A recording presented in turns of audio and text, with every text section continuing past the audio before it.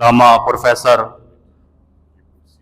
محمد ابراہیم بھٹی حفظہ اللہ تعالی جو یہاں تشریف لائے ہیں، انشاءاللہ ہم ان کے مواعظ حسنہ سے مستفید ہوں گے۔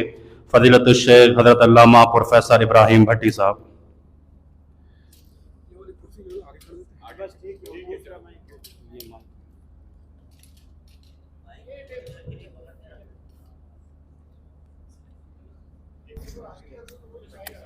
ان الحمد للہ والصلاة والسلام علی رسول اللہ وبعد فاعوذ باللہ من الشیطان الرجیم بسم اللہ الرحمن الرحیم سبحان الذی اسری بعبدہ لیلا من المسجد الحرام الی المسجد الاقصی الذی بارکنا حولہ لنریہ من آیاتنا انہ هو السمیع البصیر۔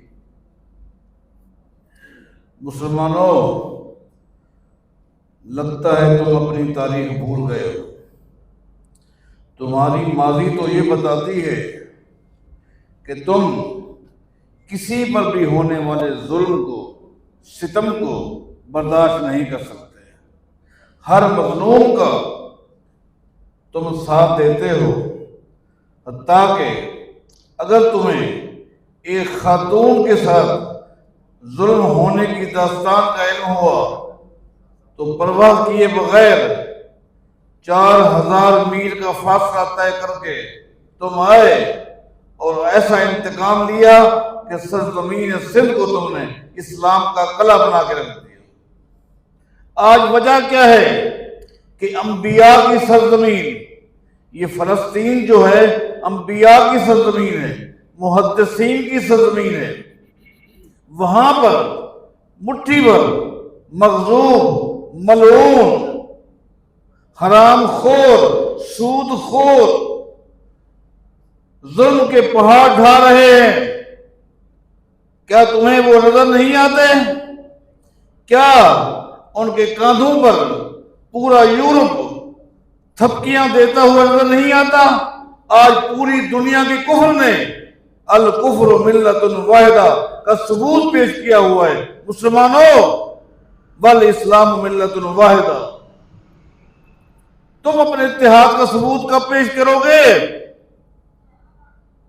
آج تو آپ نے کئی ریاستوں پر مشتمل ایک عسکری ونگ بھی بنا دیا، جو بڑی اچھی بات ہے، مبارکباد۔ یہ ونگ کب کام آئے گا؟ آج اگر آپ کو اپنی ذمہ داری کا احساس نہیں ہوگا تو کب ہوگا؟ اٹھو، جاگو اور اپنی ذمہ داری کا احساس کرو۔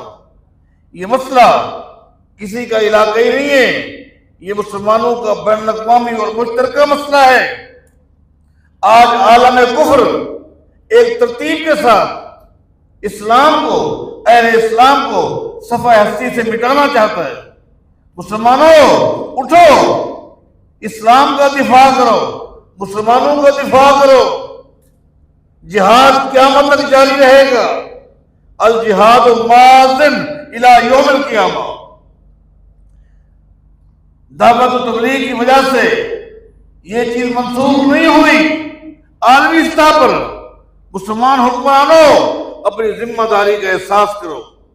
عوام منتظر ہے آپ کے اچھے شریف فیصلوں کی۔ اللہ تعالیٰ آپ کو اپنی ذمہ داری کا احساس دے۔ آج وجہ کیا ہے؟ چھوڑو، یورپ کی سیاست کو چھوڑ کے اسلامی سیاست کو اپناؤ، یورپی تہذیب کو چھوڑ کے اسلامی کلچر کو اپناؤ، حدود اللہ کی ترفیع کے بارے اپنی ذمہ داری کا احساس کرو، اپنے صفوں میں درستگی اور اتحاد پیدا کرو۔ اللہ توفیق عطا فرمائے۔